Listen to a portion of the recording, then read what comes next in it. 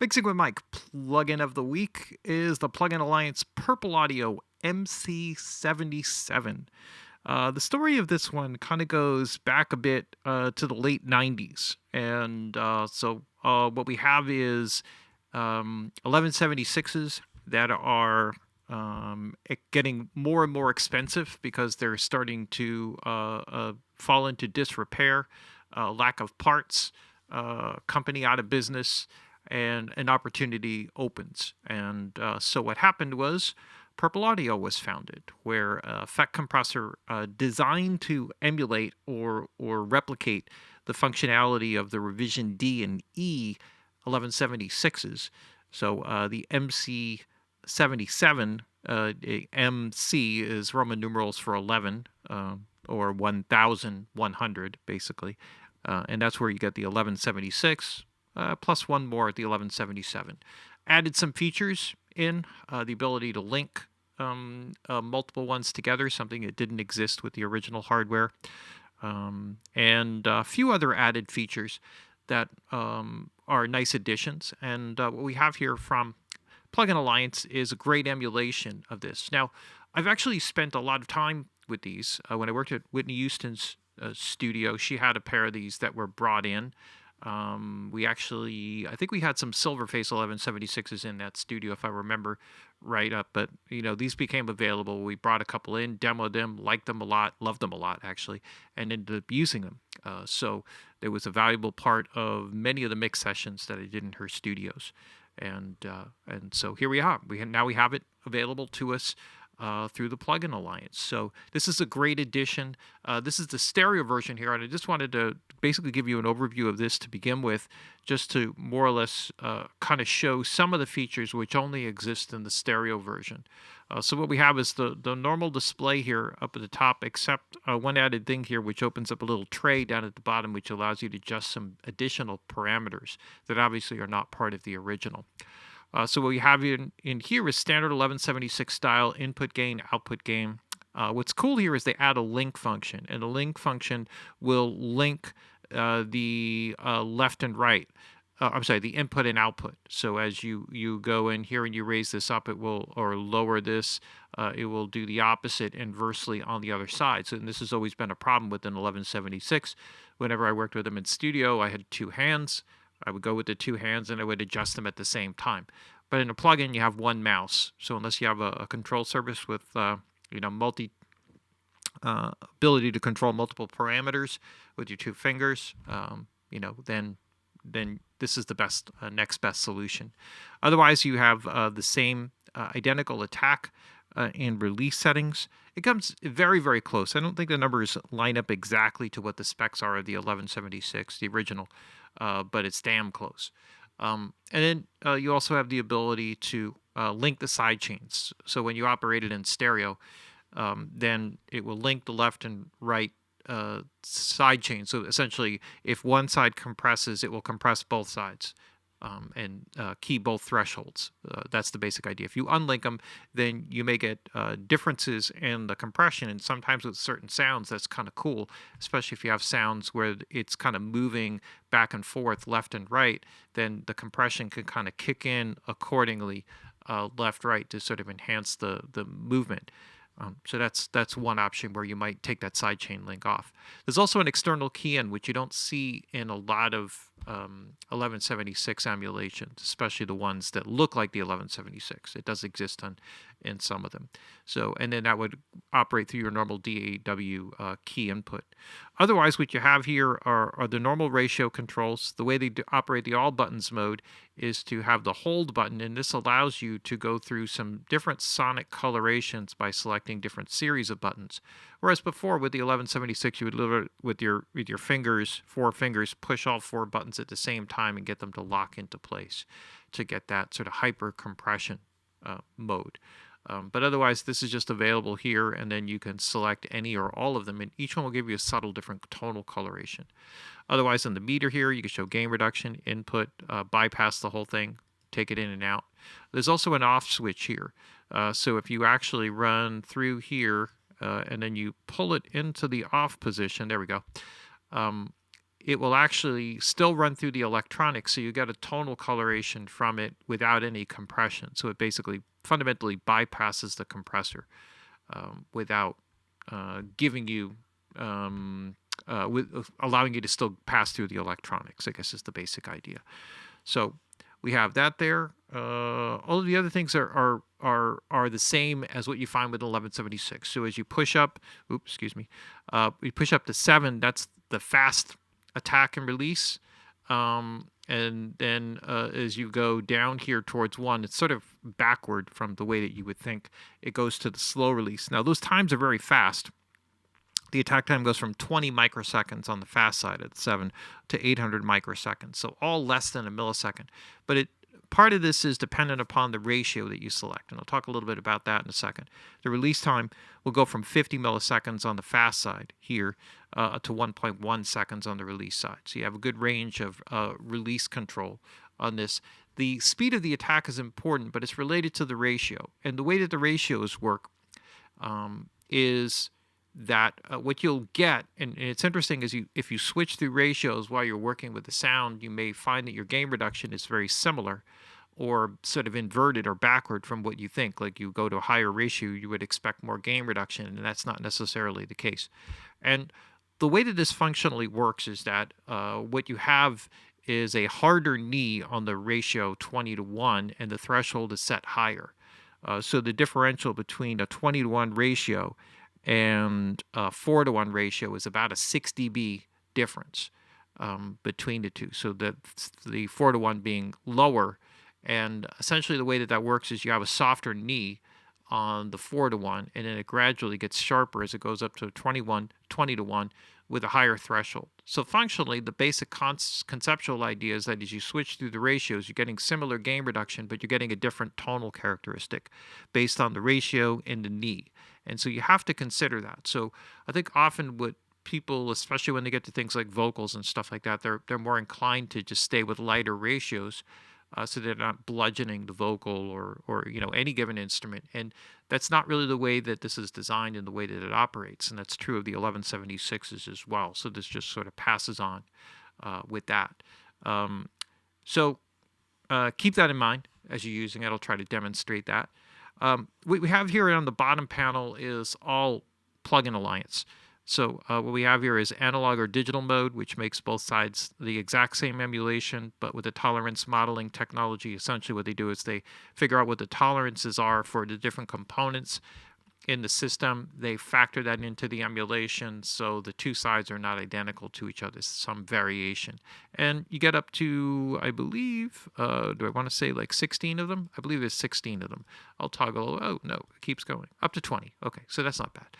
So you could go through that, and it's not a bad idea to kind of put a little bit of that in if you're using different ones on different channel strips. I really love that technology. It's much more true to the original gear, which will have even more variation because some of these things go into disrepair.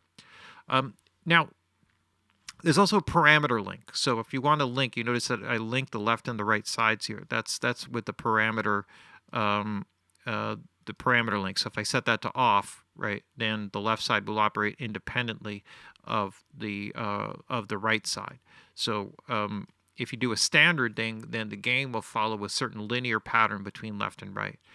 If you are operating this in MS mode, though, then select the proportional mode, because you'll have much more power typically in the center information than in the mid than you will in the side information. So if you're not clear about that, you get the little MS signal here, or when it's off, left, right. So the proportional will kind of work so it keeps the gain reduction more or less, the gain structure more or less even or closer to what you would get with MS. Because if you operate these linked together, you can get all kinds of crazy gain things with the settings linked in standard mode. And so the proportional mode is a great variation of that, which kind of helps to counteract that or balance that, so you're not changing the mid-side balance. Okay, all right, so that's there. I have to toggle through it. Okay, there we go. Now the headroom thing is kind of interesting here. When you operate the headroom, essentially it defaults to 0, so you could pull it one way, and essentially it's like outside of the plugin itself, change the gain structure of the amount of signal going in versus out. So that allows you to control how much signal level. So if you feel like you're not having, you don't have enough gain kind of coming in, you can sort of flip it in this direction, give yourself less headroom, switch it in the other direction, go the opposite way to give yourself more headroom. There's also a sidechain filter, right? So which is something that doesn't exist on the hardware. So this allows you to kind of pull away lower frequencies if you find that it's kind of gumming up the reaction time of the compressor. Mostly that gums up the release time characteristic because you're getting into the sustained signal, especially for lower sub-frequencies. There's also here standard Brainworks plugin alliance stuff here, which is the mono maker, right? So this takes left-right signals below the crossover. Wherever you set it here will mono up frequencies below that area, feed them all to center. There's a stereo width, so you can go up to 400% wide. And down to mono at 0%. And then there's a parallel mix feature, which allows you to get into heavy compression and then just sort of mix it into parallel to sort of thicken a sound or something. All right, so that's the basics of it here. Let's just kind of go through a couple of audio examples here. So we'll just kind of pop in here to the verse, give a little vocal work here. So let's just kind of go through here, what a basic setup would be. Here, something with where I'm softening the attack, and maybe I'll start with just sort of a lighter ratio here and just kind of show you a little bit of the difference here between like a 4-to-1 and a 20-to-1, where generally what you get is a little bit more of a warming characteristic with the harder knee, and then what you get with a 4-to-1 ratio. So just so you can hear the differences here. So let's just feed a little vocal in for a couple lines and see what we can do with it. The world is not my home. I'm passing through something greater than this life that I must be living for. And earthly treasures had me bound, and they always tear me down. Right, so you get like a nice soft warming characteristic there, which is kind of cool. Now let's switch it over to 20-to-1. So what I'll do is I'll kind of copy and paste this in because the game won't be exactly the same, just so we can hear the differences here. The world is not my home. I'm passing through something greater than this life that I must be living for. And earthly treasures had me bound, and they always tear me down. Okay, so let's go back and listen to the line one way with the 4-to-1 ratio, and then one time with the 20-to-1 ratio, just so you can hear a little bit of the difference. Because I think when people use this for vocals, the ratio setting is not as big of a consideration, but I think if you operate it from this perspective of whether you want a little bit like a subtle warming characteristic or whether you want a more open characteristic, should be more a function, you should be thinking about with the ratio. Also, the harder knee may kick in the compression a little bit more aggressively during certain sections. It could be that some low frequency stuff that could be dealt with the sidechain here, but let's see. The world is not my home. I'm passing through something greater than this life that I must be living for. Now let's try the 20-to-1. The world is not my home. I'm passing through something greater than this life that I must be living for. Okay, so you could hear it's subtle, right? I'll switch it in between just so you could hear it within a given line. Here we go. The world is not my home. I'm passing through something greater than this life that I must be living for. So I kind of like the 4-to-1 better for this particular vocal, but there again, like that subtle variation ends up making a big difference in the mix.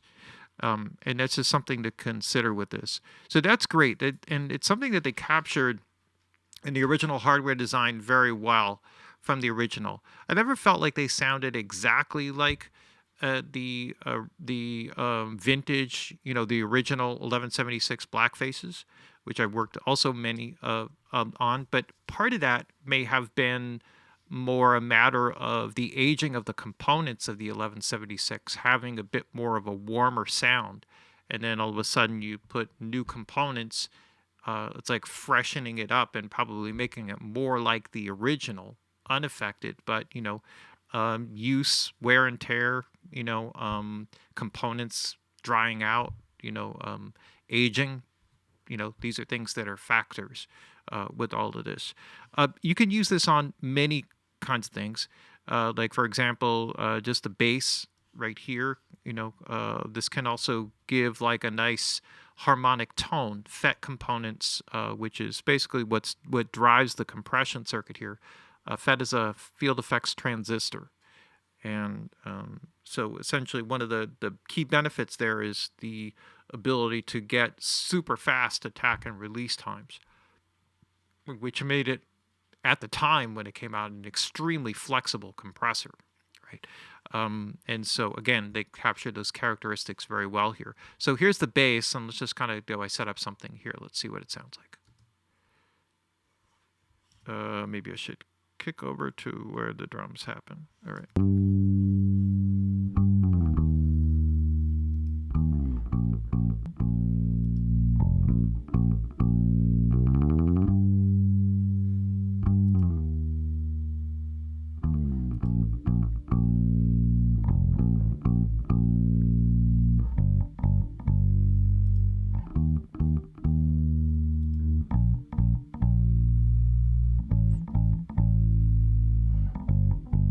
Now, there's a little bit more gain on here, but I did want to just do one quick thing here just to show, oops, go back here, paste this in, what it would be like with a 20-to-1 ratio and do a similar kind of comparison here.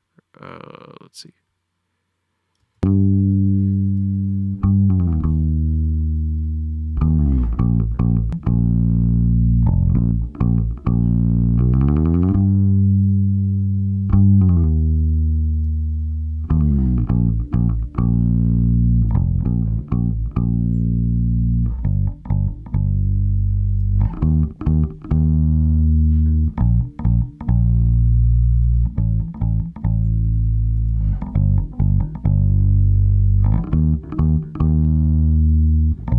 You could hear that hard knee, how it adds like a, you could hear the grab on the note, which gives it kind of a nice edge. And this is with a slow attack setting, so, and, even though it's like leaning up towards a millisecond, which is still pretty fast, again, just the ratio makes a difference there. So if you want that to just sort of like thump through or have a little bit more of an edge, as an attack as it kind of pushes through, then that's it also can work incredibly well for things like that. Another place where, where I've generally found that this works well is on guitars, for a very similar reason. So let's just show you something on that end right here. Let's see, I think I have a guitar solo. So let me just zoom out here for a second, get up to the solo section. There we go. And pick it up from there. Okay, here we go.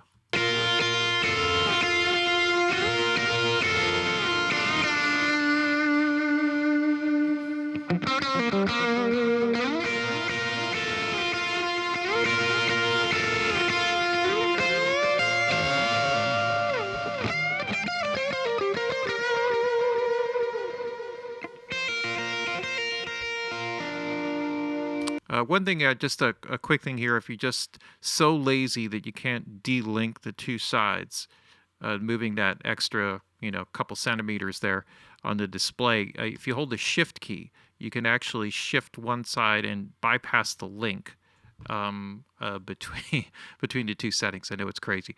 And there are some shortcuts there. You have to check based on the operating system and DAW that you're using. Some of these shortcuts end up being different. I think also, like I'm on a Mac, there's also a fine resolution by holding the command key.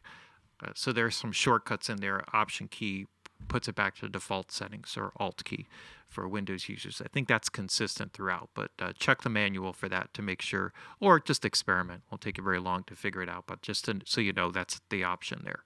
Right. So, but just checking that out again, like you could hear how this kind of takes away, adds a warming characteristic, and that 20-to-1 ratio is really great for that.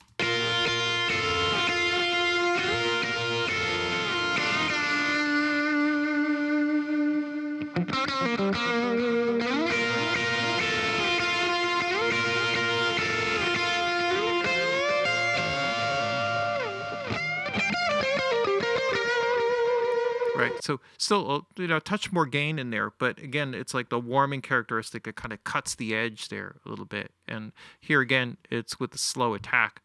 You could kind of work it, with a fastish release, just so this kind of gets some breathing activity that ends up being an important part.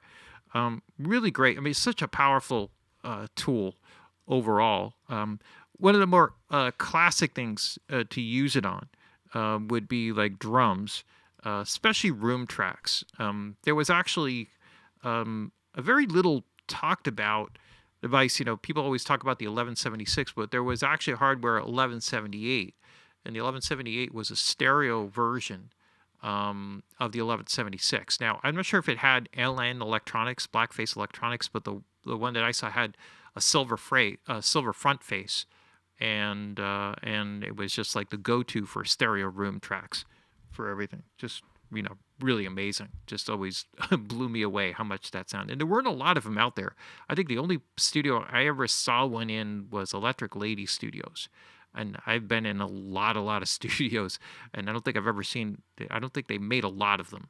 But I thought that was really amazing. So this kind of reminds me of that, or having that stereo functionality. I mean, although in the DAW world, that's not a big deal anymore, but just a little history lesson there. All right, so here's a drum parallel thing. And you could go, fast attack release, slow attack, fast release, slow attack, or fast attack, slow release. There's lots of ways that you can kind of go with this. Here I'll just go with a, kind of a 20-to-1 ratio, or this is a classic all buttons mode kind of thing, where you'll work it, and this will sound really ugly. So what I'm going to do is I'm just going to give you just drums here for a second, and make sure that we're not soloing anything. And so let's just hear drums. And 1 second, let me just kind of go back to a place where the drums begin here. All right, here we go.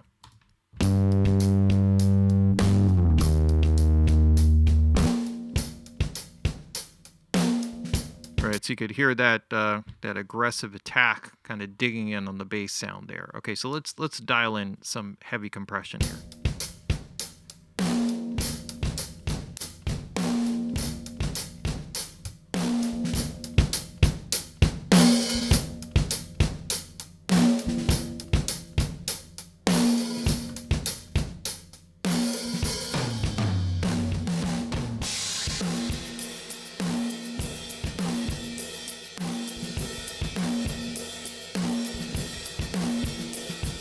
Right, so it got some grit and some distortion in there. I could go with a slower attack. Let's see if that kind of helps.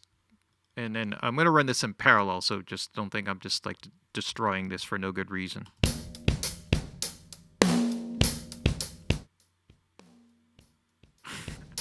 Oh, I guess that makes it off, right?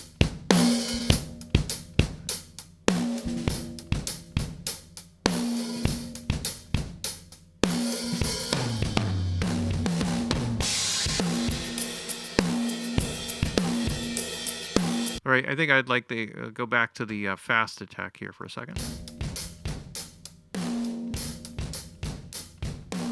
All right, so that's that there. I can go with the slow release as well. This is sort of...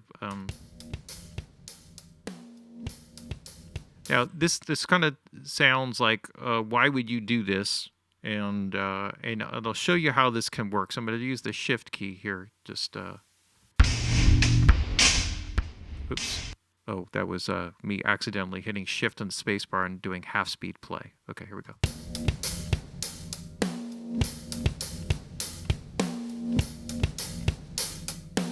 Right. And what this can do is if you run this in parallel, so let's go back here to the full drum track.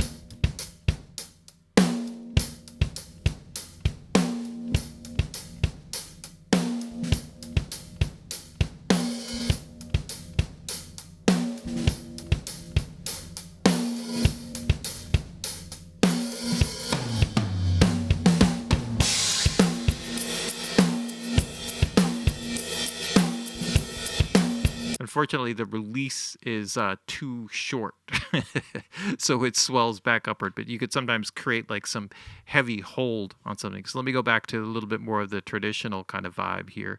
Bring that back. Oops. Let me go back here and shift click that back.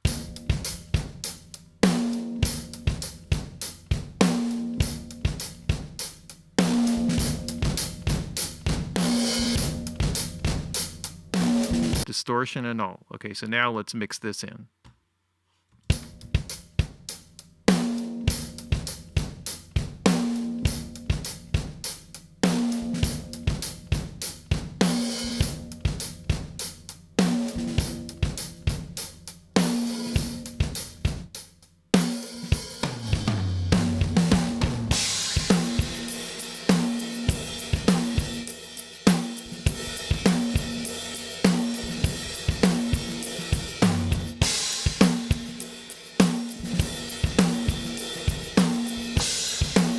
Really brings up a lot of the cymbal energy there, which can work against you or for you, but that's bringing in some of the depth characteristics. The problem is I don't have room tracks, which would be the obvious place to do this, and it's probably better to do in this particular instance to do it in a parallel, in a send return kind of configuration to sort of aggressively crunch it. Also, the distortion here for this particular song doesn't really particularly act that well, but that is a characteristic of this. Which I have not experienced so much in the 1176 realm. So I'm not sure if that's I don't recall that being an existing characteristic of the hardware, but it could be, or it could also be a function of the headroom, and I'm actually clipping and not realizing that I'm clipping something internally. Because you can overdrive the effect components. That is a part of this, especially when you put it in off mode, where you could use that to actually drive the electronics and use it as a distortion characteristic. But still an incredibly useful plugin, very powerful one. I always loved the hardware, and so having this available is a great option, and it's just a slight alternative to the 1176. It has a slightly varied sound from it, but still, anybody who's actually used the Purple Audio, there are lots of them out there, understands what I'm talking about. But you just gotta have to demo it, check it out, compare it up against the 1176, and there are places where this just works better, and there are places where the 1176, the original, will work better. You just kind of figure that stuff out. I always thought of it as something kind of in between what the Silverface was and what the Blackface was. And if you're looking for that something in between, this is probably a great way to go. All right, there's your plugin of the week. Plugin Alliance Purple Audio MC77. It's Mixing with Mics, plugin of the week.